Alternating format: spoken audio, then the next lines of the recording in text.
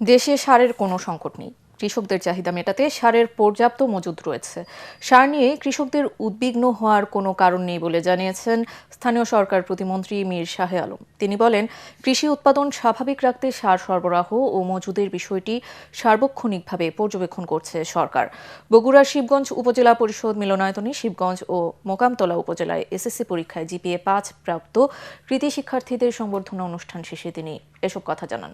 মানুষের দোরগোড়ায় স্বাস্থ্যসেবা পৌঁছে দিতে সরকার বিভিন্ন পরিকল্পনা বাস্তবায়নে সচেষ্ট বলেও জানান মীর শাহে আলম।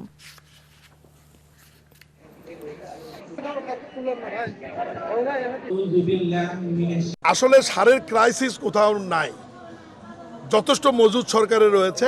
ডিলারদের মধ্যে একটা আতঙ্ক তৈরি হয়েছিল যে ডিলারদের ধারণা ছিল যে তাদেরকে আমরা বাতিল করে নতুন ডিলার নিয়োগ করব।